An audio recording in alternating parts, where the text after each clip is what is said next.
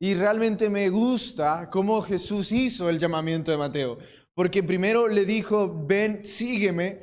Pero lo que sucede después en la historia es que Jesús le dice a Mateo, vamos a hacer un alcance evangelístico. Yo no he podido llegar en todo este tiempo a publicanos como tú, porque ellos no se creen dignos de venir a mí, así como tú no te creías digno de venir a mí. Entonces vamos a hacer esto, Mateo.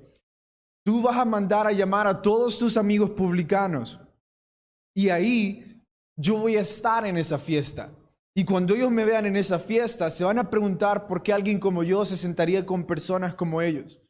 Pero yo, lejos de hacerles sentir juzgados, yo les voy a hacer sentir bienvenidos. Yo voy a hablar con ellos, voy a comer con ellos, voy a beber con ellos. Simplemente quiero mostrarles amor. Entonces, como eso no era una costumbre normal, cuando los publicanos vieron eso, se quedaron asombrados. Y muchas personas empezaron a venir a través de ese alcance evangelístico. Y se empezó a escuchar en la ciudad que Jesús comía y bebía con pecadores y con mujeres pecadoras.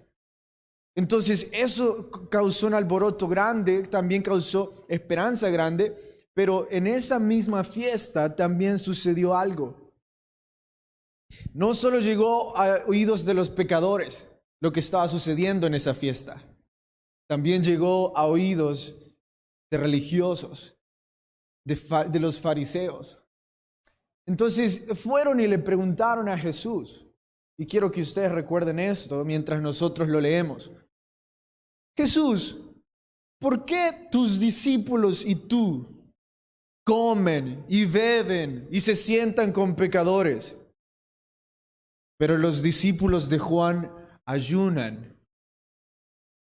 Y Jesús les respondió algo que pronto vamos a leer. Pero una de las cosas que hay que recalcar que Jesús respondió, y es que les dijo, yo he venido a pasar tiempo con los pecadores.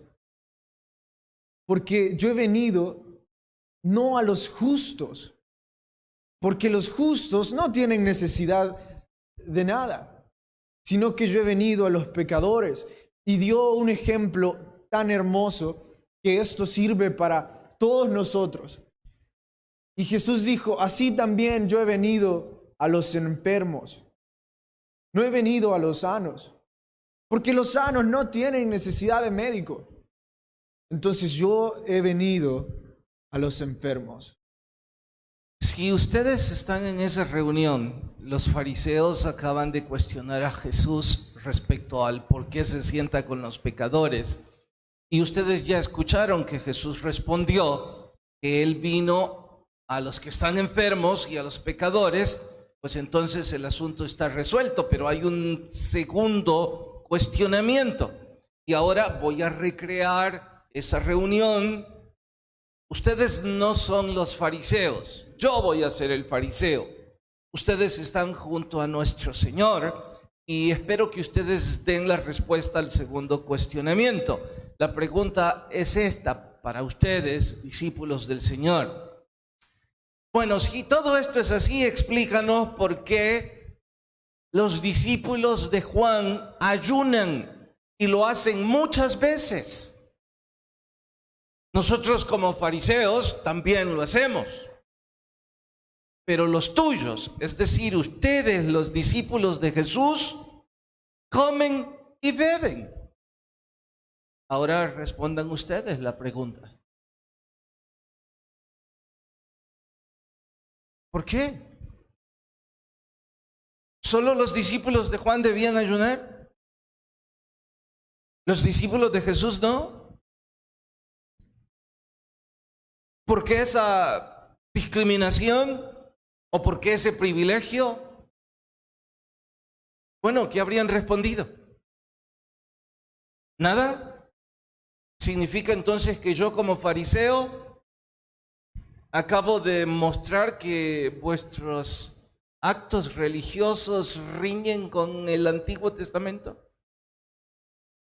Reitero mi pregunta. A ver, ayúdeme, Fernando Pineda.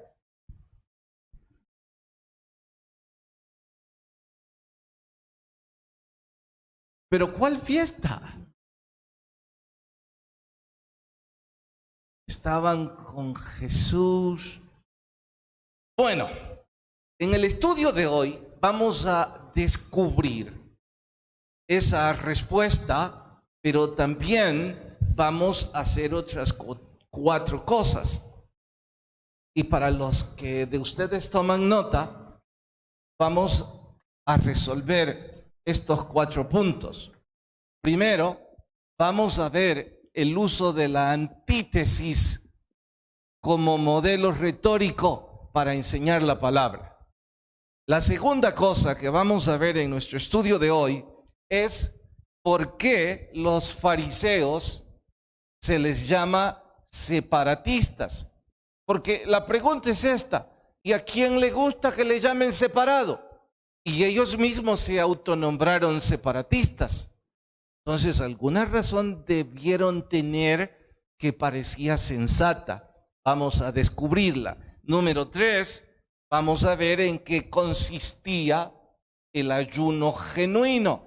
Aunque debo recalcar, la temática principal del párrafo que hoy vamos a estudiar no era el ayuno. Y creo que tampoco la antítesis como estilo de enseñanza. Pienso que la temática principal era el asunto de los separatistas, pero en fin, tratándose de las enseñanzas de nuestro Señor, yo me pregunto hoy cuál es la enseñanza más grande. Cada versículo es una enseñanza enorme. Finalmente, vamos a aplicar esto a nuestro diario vivir. Eso y más vamos a hacer en el estudio de hoy titulado Trapos viejos. Vayan con nosotros a Lucas capítulo 5, verso 27. Nuestro estudio de hoy titulado Trapos viejos. ¿Se oye despectivo, Carlos? Bueno, está en la Biblia.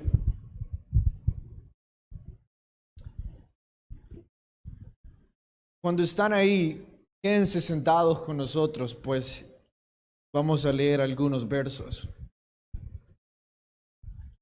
Lucas 5, ya deberíamos tener una marca todos en Lucas 5, pero a mí se me perdió. Y vayan al verso 27. Después de estas cosas salió y vio a un publicano llamado Leví, sentado al banco de los tributos públicos, y le dijo: sígueme. Entonces ahí estamos recordando lo que sucedió. Ahora vamos a ver lo que los fariseos respondieron. Vamos hasta el verso 33. Entonces ellos les dijeron: ¿por qué los discípulos de Juan ayunan muchas veces y hacen oraciones, y asimismo los fariseos, pero los tuyos comen y beben? Y Jesús les dijo: ¿podéis acaso hacer que los que están en bodas ayunen, entre tanto el esposo está con ellos?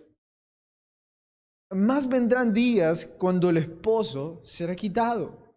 Entonces, en aquellos días ayunarán. También les dijo Jesús una parábola: nadie corta un pedazo de vestido nuevo y lo pone en un vestido viejo, pues si lo hace, no solamente está rompiendo el nuevo, sino que el remiendo sacado de él no armonizará con el viejo. Y nadie echa vino nuevo en odres viejos, de manera el vino nuevo romperá los odres y se derramará, y los odres se perderán. Mas el vino nuevo en odres nuevos se ha de echar, y lo uno y lo otro se conservarán. Y ninguno que beba del añejo quisiera de nuevo el nuevo, porque dice: el añejo es mejor. Oremos. Mi Dios y mi Rey, gracias por la misericordia que has tenido en traer un odre nuevo a nuestra vida. Y no solo lo que, Señor, tienes preparado para nosotros en este sermón, sino lo que ya has estado haciendo en nuestra vida. En tu nombre hemos orado. Amén. Comencemos respondiendo por qué Jesús desea explicarles esto en parábolas.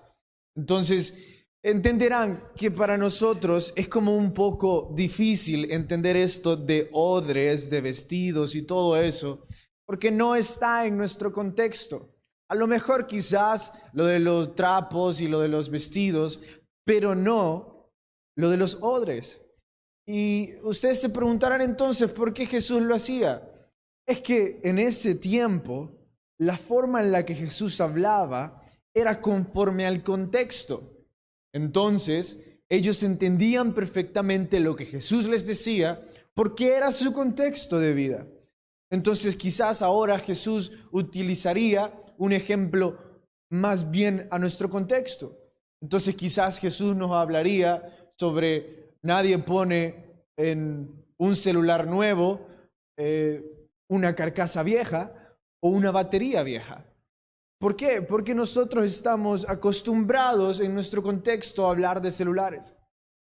Entonces, y hay muchas otras cosas que tenemos que hablar sobre las parábolas, pero hay otros versos en los que Jesús utiliza aún más las parábolas. Entonces hoy solo les voy a explicar eso, pero luego vamos a estudiar más sobre las parábolas.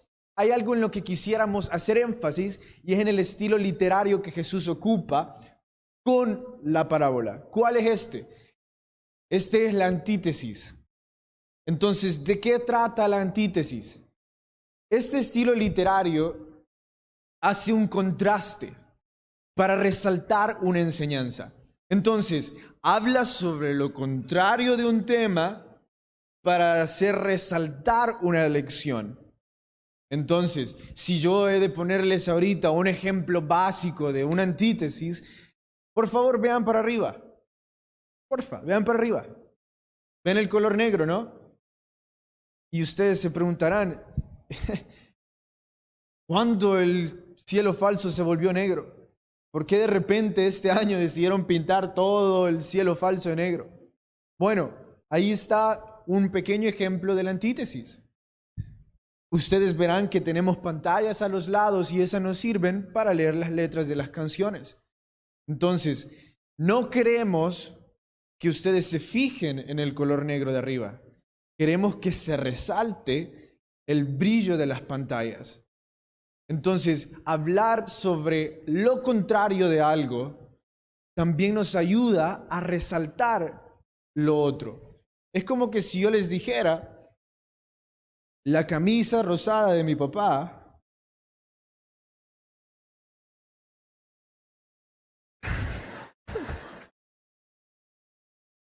es muy varonil.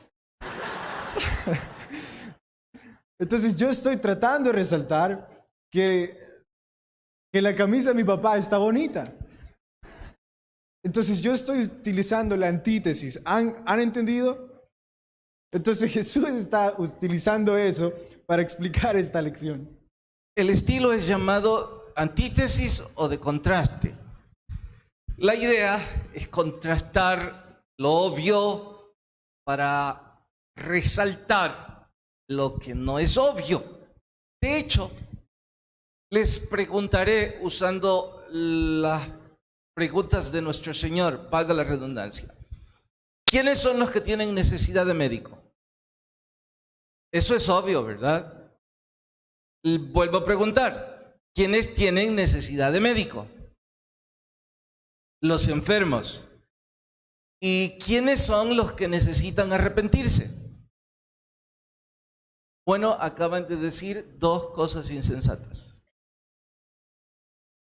¿Acaso solo los enfermos tienen necesidad de los médicos? ¿Solo los enfermos los necesitan? También los necesitan los sanos, necesitan un control, necesitan la opinión para saber que están sanos. Ahora, ¿qué es lo que quiere enseñar nuestro Señor al hacer esa pregunta? Que los médicos no están precisamente para los que parecen enfermos. Ahora, he de hacer una pregunta más espiritual que está ahí. ¿Quiénes son los que necesitan arrepentirse? ¿Quiénes son los que necesitan arrepentirse? Ah, ahora sí dijeron todos. ¿Por qué dijeron todos? Porque relacionaron la primera pregunta. Si no lo hubiera hecho de esta forma y a propósito, ¿qué habrían ustedes respondido en la segunda? ¿Quiénes son los que necesitan arrepentirse? Si hubieran dicho solo los pecadores, ¿y usted qué es? ¿Nota el contraste? Bueno, es lo que Jesús estaba diciéndoles. ¿Por qué? Porque los fariseos precisamente se consideraban sanos, se consideraban no pecadores. Así es que Jesús ocupa el antítesis.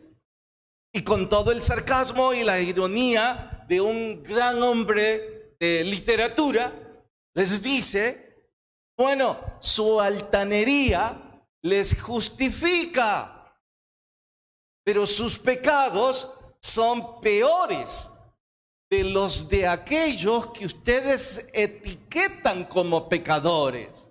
Sí, ¿quién no sabe que una mujer que vende su cuerpo es pecadora? Todos lo saben.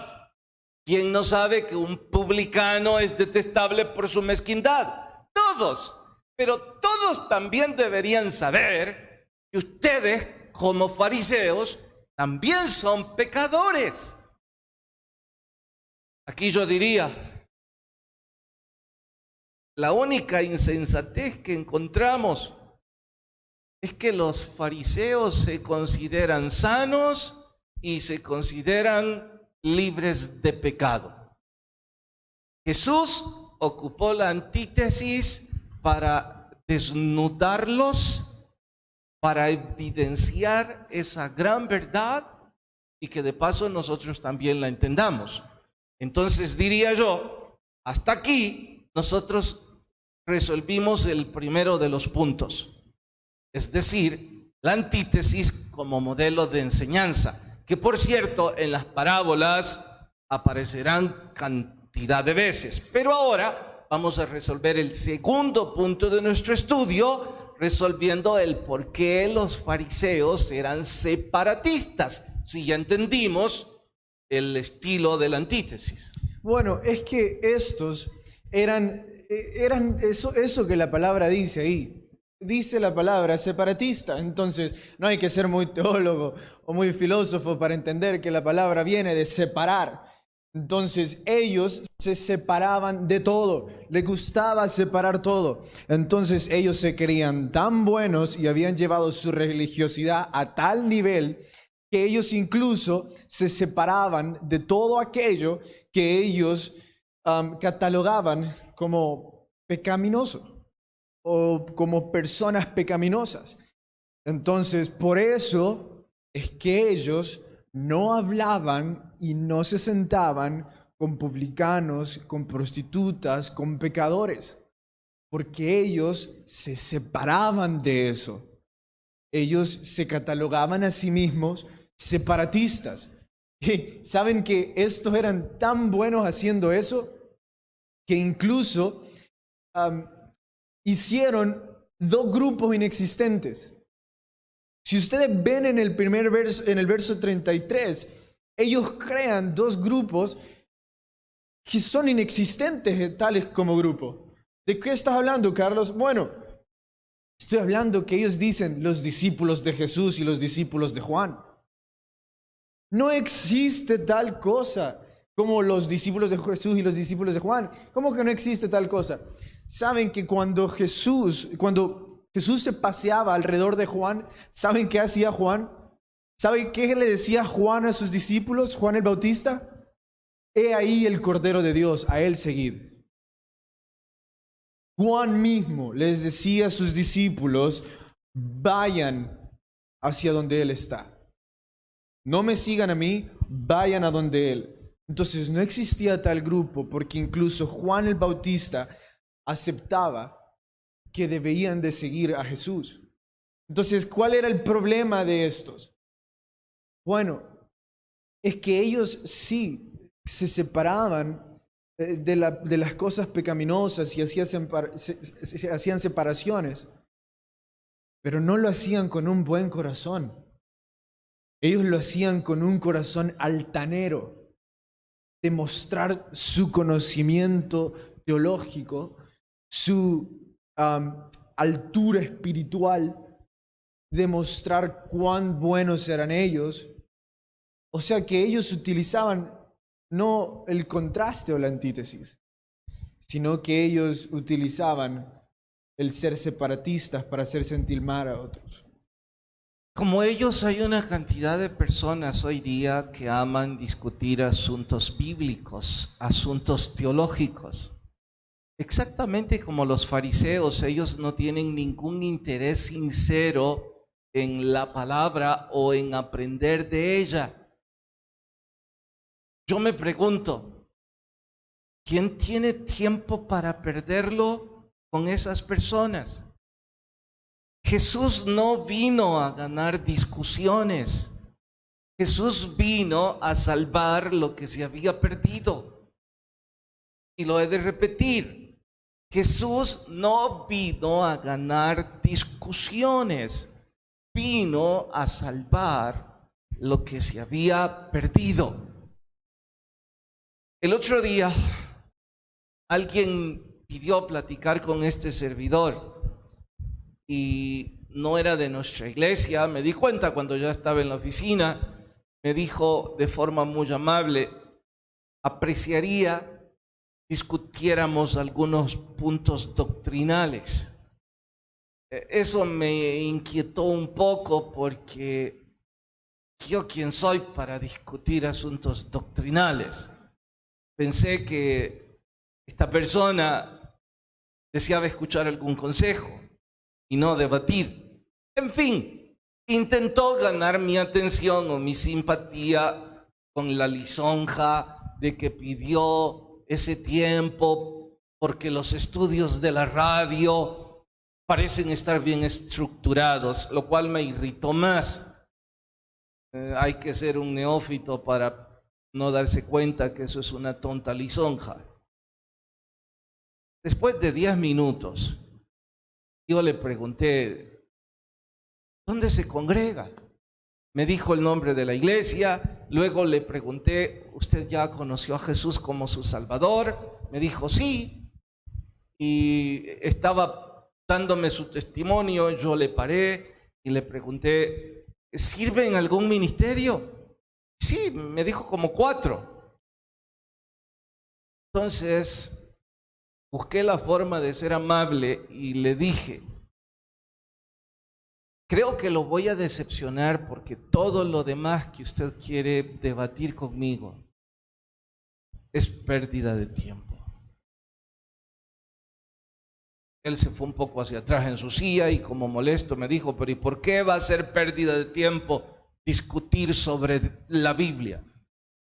Entonces yo insistí, es pérdida de tiempo porque usted ya es salvo, usted ya sirve al Señor, usted ya está siendo discipulado y Jesús nos da la orden a usted y a mí de ocupar nuestro tiempo para hablarle de Jesús a otros. Usted no tiene la intención de aprender una opinión extra, usted tiene la intención de discutir asuntos históricos y teológicos que los más grandes estudiosos nunca resolvieron. ¿Cómo se le ocurre que usted y yo lo vamos a resolver ahorita cuando hay personas que van al infierno ahí?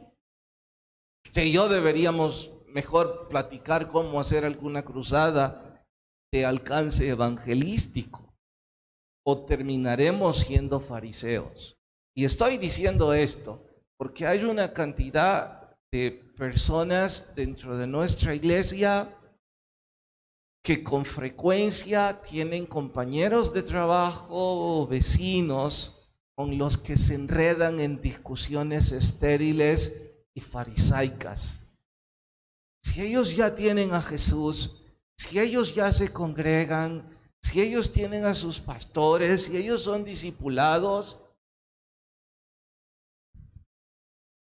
no vale la pena.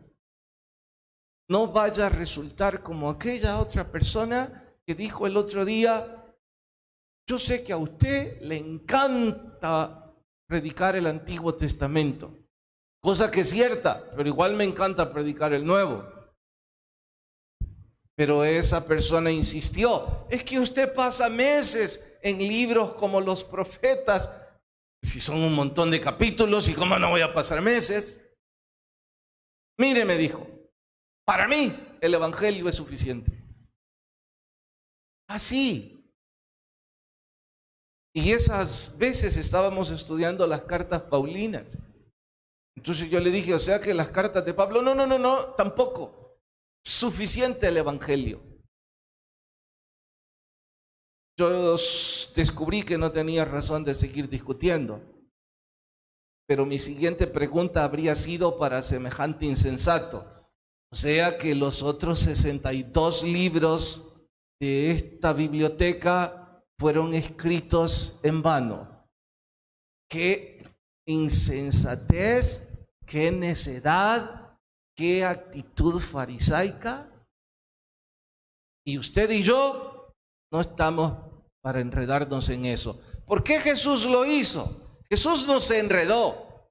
Jesús reveló la necedad y la insensatez de ellos.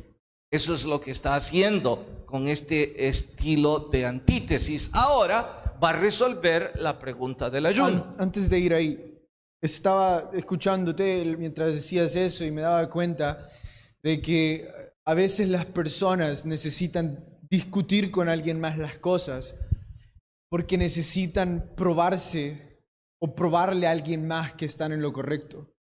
Es que ellos mismos saben que están en lo incorrecto, buscan discutir para que alguien les haga sentir a través de ganar un argumento que están en lo correcto. Entonces, hablan con medio mundo, buscando que les digan, estás en lo correcto. Pelean con medio mundo sobre lo mismo, para que les digan, estás en lo correcto. Hablan y hablan y hablan sobre lo mismo, para escuchar lo que quieren que les digan. Y como no se los dicen, siguen buscando a alguien con quien discutir. Ahora, ¿quién es más insensato, el que lo escucha o el que habla? A eso quería llegar. ¿Quién necesita discutir cuando está en lo correcto? ¿Alguien quiere discutir conmigo cuánto es 2 más 2? ¿Nadie? ¿Verdad? Parece... Bueno, pero en matemática infinitesimal, 2 más 2 no es 4. En los números reales, sí. Imaginen la tontería que gastaríamos en deducir si 2 más 2 es 4. Entonces, es insensato que nosotros nos involucremos en ese tipo de charlas. Ellos simplemente quieren seguir peleando. Vamos al tercer punto. Entonces, resolvamos por qué ayunaban. Sí, es que en nuestra historia el ayuno es un punto importante que tenemos que entender. Y es que las 2 parábolas que Jesús dice sirven como respuesta a la pregunta que hicieron los fariseos: ¿por qué los discípulos de Juan ayunan y los discípulos tuyos no? Entonces, si somos estrictos, se van a dar cuenta de que no solo es una parábola, son 2 parábolas. Y Jesús las ocupa para responder esa pregunta. Entonces, ¿qué es el ayuno? Bueno, básicamente es cuando yo me abstengo del alimento físico para llenarme del alimento espiritual. Entonces, y saben, a veces ni siquiera es necesario ayunar exactamente de alimento físico, sino que también podemos decir que ayunamos o nos abstenemos de cualquier tipo de placer físico en búsqueda de lo espiritual. Porque mientras nosotros más nos abstenemos de los placeres físicos, somos más sensibles a las cosas espirituales. Somos más receptivos a lo espiritual. Entonces, hay muchas razones por las cuales nosotros podemos ayunar. Pero hay un libro que se llama Hambre por Dios, que si alguno de ustedes tiene preguntas sobre el ayuno o quisiera estudiar más sobre el ayuno, te los recomiendo. Hambre por Dios se llama, es de John Piper. Él explica que la única razón por la cual nosotros deberíamos de ayunar es para buscar de Dios. Y al buscar de Dios se resuelven muchas otras cosas. Entonces todo cae sobre el plato cuando nosotros estamos buscando de Dios. Incluso los fariseos solían ayunar 2 veces. Dos veces por semana. 2 veces por semana. Los discípulos de Juan también. Entonces, si el ayuno es algo bueno, yo pienso que válido es que ellos preguntaran por qué tus discípulos no ayunan.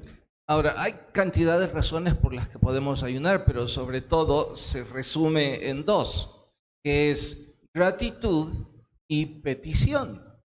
Se ayuna para mostrar gratitud al Señor o para una petición especial. Y en esas 2 categorías usted puede incluir 15 o 20 más. Sabedores de eso, entonces respondamos a los fariseos lo insensato de su pregunta, haciendo una recreación. Ahora vamos todos a una fiesta de bodas. En serio, imaginen que ustedes son los invitados y que ya estamos allí en esa fiesta. En medio de todo ese banquete, llego donde ustedes y les digo, por favor, sírvanse bebida. Yo estoy yendo con la bebida arriba y abajo. Y ustedes me dicen, no, gracias. Si yo soy el que organicé la fiesta, ¿qué debo interpretar?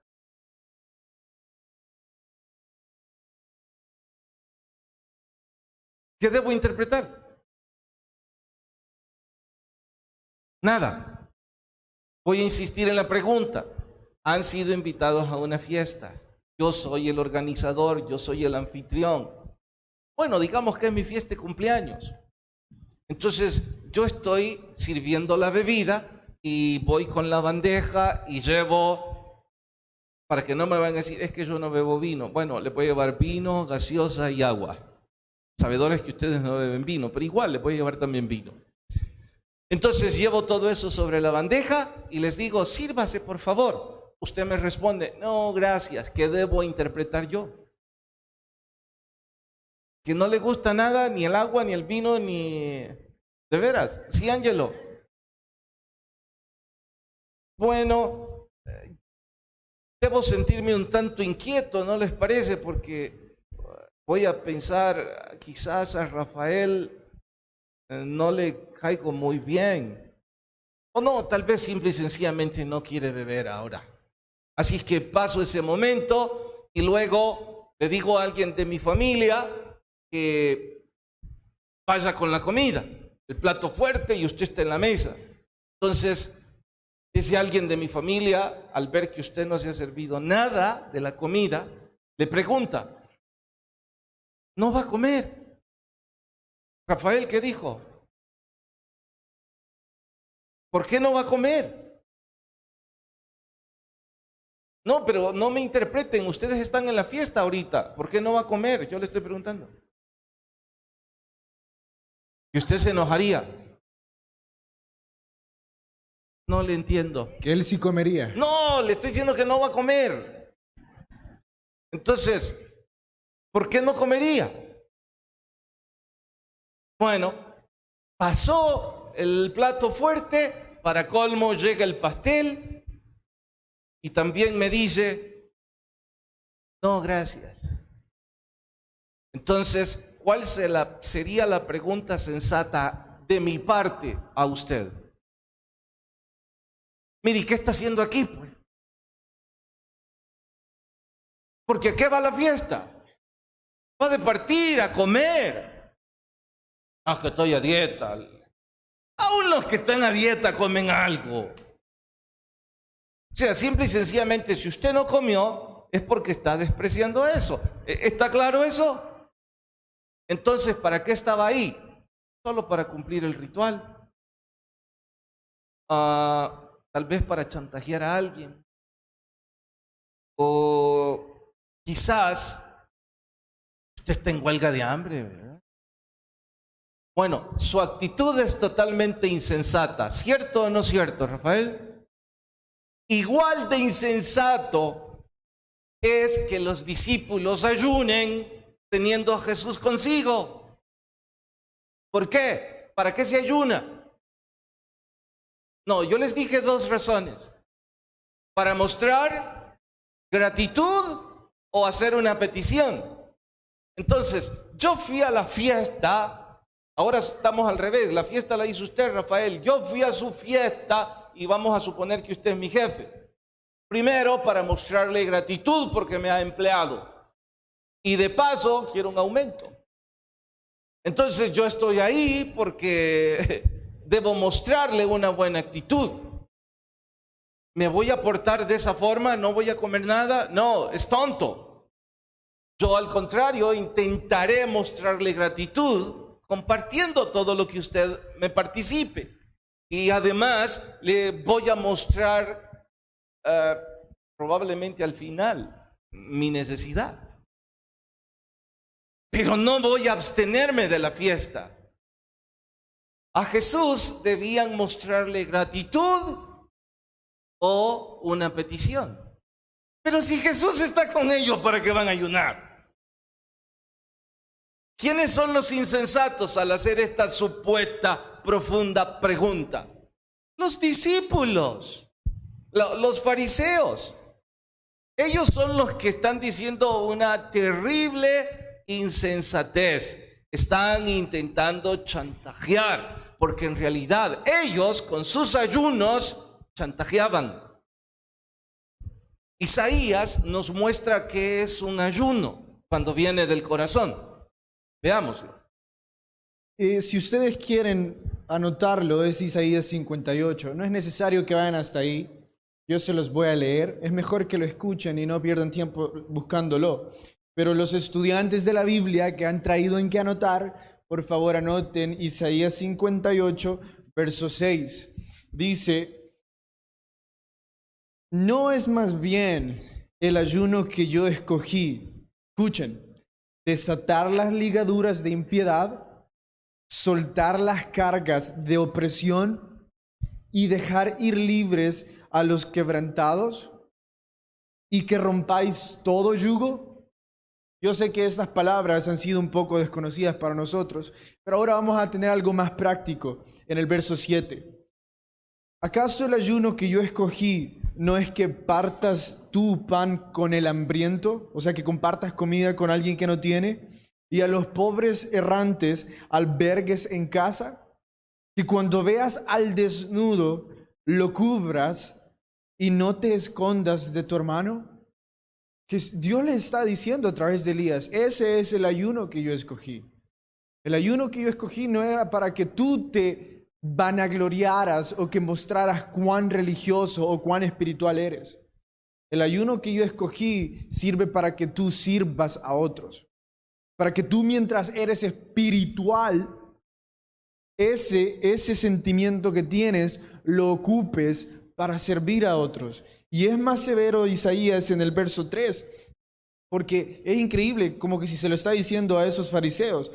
¿Por qué dicen ayunamos y no hiciste caso? Y le dice Isaías: humillaos nuestras almas y no diste por entendido. He aquí que en el día de vuestro ayuno buscáis vuestro propio gusto y oprimís a todos vuestros trabajadores. Eso era lo que ellos hacían con su ayuno, los fariseos. Alardear de pura apariencia religiosa. Es como que yo vengo ahora y les digo que estoy ayunando. ¿Qué fecha es hoy? 7, 27. Toca pago 2 o 3 días después.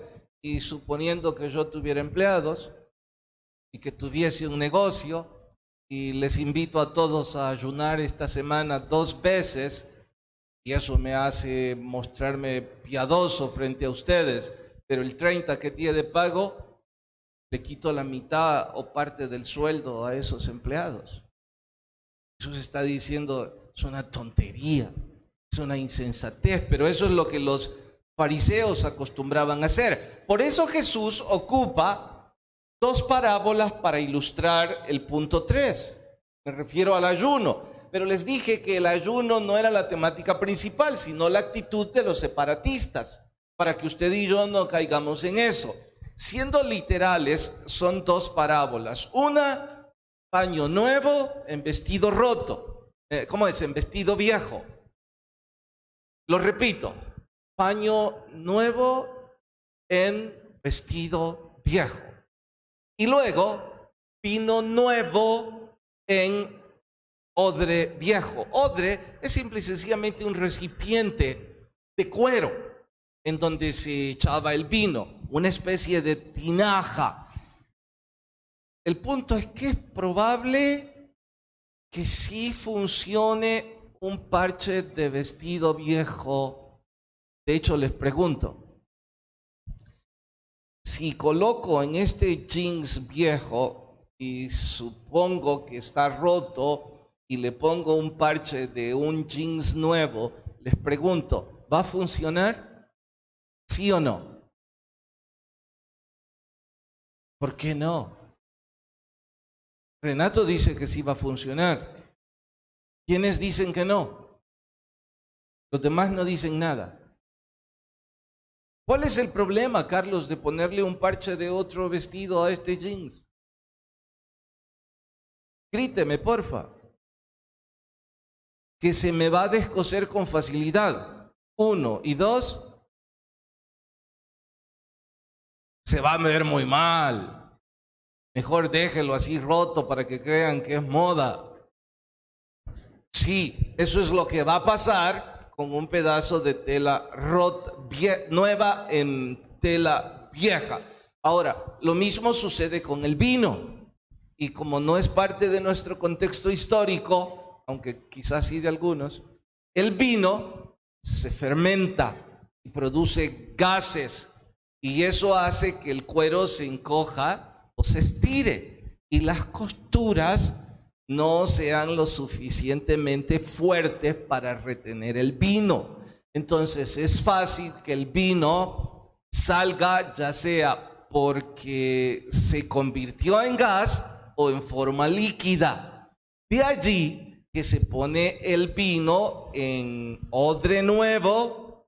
El vino nuevo no ha fermentado, el cuero nuevo tampoco. Entonces ambos están pasando ese fenómeno químico y pueden resistir. Insisto, esa gente conocía muy bien todo esto. Para nosotros, no mucho, pero ahora que se los he explicado, ustedes dicen, bueno, tiene lógica, eso es sensato. Ese es precisamente lo que Jesús está ilustrando con el ayuno. Jesús está diciéndoles a los necios fariseos, el ayuno no es el problema, eso está bien, es una ordenanza antiguo testamentaria y nadie dijo que ya no deben ponerla en práctica. Jesús mismo ayunaba. Lo que Jesús estaba diciendo es que Él era el cumplimiento de un nuevo pacto y que todo se cumple en Él. Ellos estaban tratando de poner rituales, legalismos, costumbres del Antiguo Testamento que no necesariamente están mal, para atar a las personas a su fariseísmo. Y eso es lo que Jesús está desnudando. Ahora, si ustedes se fijan, ellos lo que están haciendo es que están aferrados a algo viejo. Están aferrados a lo que ellos conocían como su teología o doctrina. Yo creo que este ejemplo les va a funcionar un poco mejor. En el principio del ministerio, Jesús les dijo a los mismos fariseos y los religiosos, en 3 días voy a destruir este templo. Cuando ellos escucharon eso, se enojaron tanto con Jesús, mucho, porque el templo significaba para ellos el lugar de su adoración, de su religión, de su teología. Entonces, cuando Jesús dijo eso, les enojó mucho. Incluso cuando llevaron a Jesús al concilio, esa fue una de las cosas que dijeron en contra de Jesús. Él dijo que nos iba a destruir el templo. ¿Saben qué? Ellos estaban tan aferrados a su templo que no se dieron cuenta que Jesús estaba hablando de su cuerpo. Jesús estaba diciendo una profecía hermosa de perdón. Pero ellos estaban tan aferrados a su religión que no se podían dar cuenta. Pero lo más triste es esto. Creo que en el año 66 llegó uno de los césares romanos y destruyó el templo.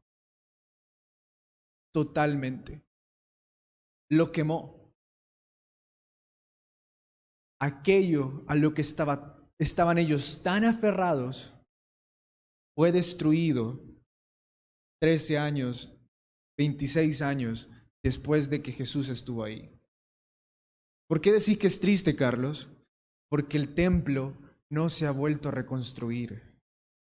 Aquello a lo que ellos se aferraban sigue destruido. Pero ¿saben qué sucedió después de 3 días que Jesús destruyó su templo? Resucitó.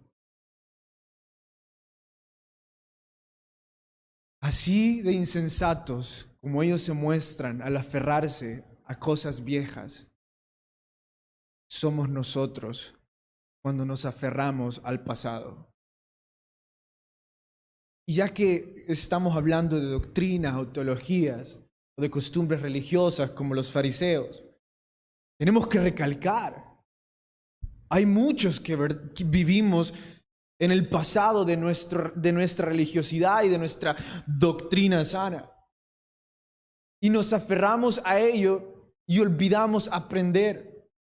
Y podríamos empezar ahorita todo un debate teológico, bíblico, sobre si el pastor debería usar el pelo largo o no, si el hijo debería rasurarse o no, si es bíblico y todo eso. En serio, podríamos empezar a hacer... Es que eso es doctrina. Es doctrina. Entonces, podríamos hacerlo. Pero ¿saben qué? Nos veríamos bastante bobos haciéndolo. ¿Por qué se verían bastante bobos haciéndolo? Si aún nosotros aferrándonos a eso, no hay ningún cambio en nuestra vida. Ningún cambio espiritual. Seguimos siendo los mismos. Pelo largo, pelón, rasurado o no, seguimos cometiendo los mismos pecados. Seguimos siendo los mismos religiosos, egoístas, elitistas que éramos cuando teníamos o no pelo. Y eso nos lleva a algo aún peor, que nuestras vidas no tienen ninguna evidencia de que nosotros creemos en Jesús. Y ahora que estamos contextualizando las cosas, es triste ver redes sociales de personas cristianas. Muy triste. Lo digo por lo que sucedió el fin de semana. En serio. Fue un partido lo que sucedió ayer. Y tantos cristianos insultándose entre sí porque un tipo que está en otro continente que no tiene ni la menor idea de que existimos lesionó a otro tipo, pero los cristianos comprometiendo su testimonio, insultándose entre ellos. Y algunos van a decir, yo por eso no veo fútbol, Carlos. Bueno, ustedes son también los que publican cosas de política. ¿Cómo es posible que cristianos se pongan a debatir o a insultarse o a insultar a otras personas porque pertenecen a otra ideología política? ¿Acaso no son libres de escoger qué ideología quieren? ¿No pueden respetar a otros? ¿Defienden a políticos? ¿Defienden a personas que están en ese trabajo? ¿En serio? Eso es vivir en odres viejos. Vivir haciendo cosas del pasado, queriendo usar algo nuevo. Como dijo Jesús, no sirve. Si intentáramos resumir este párrafo que hoy hemos estudiado en el punto del uso de la antítesis con las ilustraciones que Jesús dio, los separatistas que son los fariseos y el ayuno genuino, y buscáramos una sola palabra, ¿cuál querrían ustedes usar?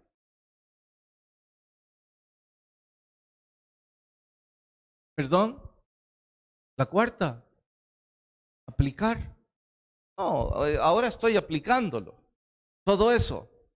¿Qué palabra podríamos ocupar hacia los fariseos puntualmente? Les diré la que a mí más me gusta. Insensatos.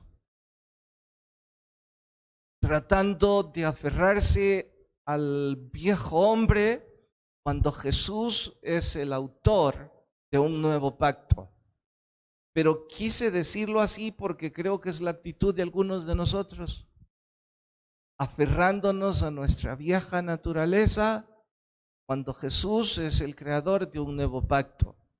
Y en nuestra insensatez, nuestras vidas van de tumbo en tumbo y en lugar de hacer un cambio y volvernos a Jesús, seguimos en la insensatez, que cada quien tendrá que aplicarla a su vida. Creo que el mejor ejemplo que yo puedo ocupar en mi propia vida ahora, porque es un pésimo ejemplo, es decir, 3 meses atrás o 2, supe que mi rodilla había sufrido daño.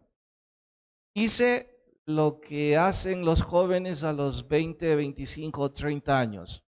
En aquel entonces yo me acuerdo cómo se quitaban los dolores de rodilla, de pierna o de cualquier músculo. ¿Se acuerdan cómo se curaban las enfermedades en ese entonces? Jugando más. Uno tenía fiebre, anda a jugar.